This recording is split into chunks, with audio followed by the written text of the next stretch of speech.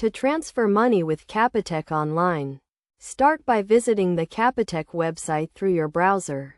Log into your account by filling in the required credentials.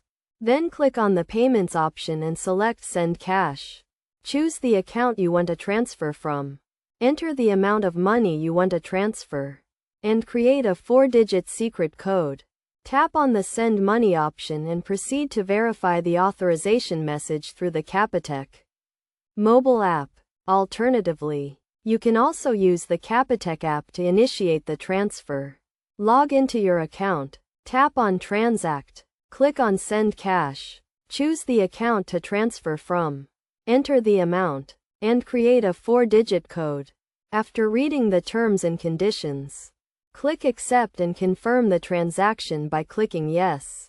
Finally, share the reference number and the code you created with the person you are sending the money to.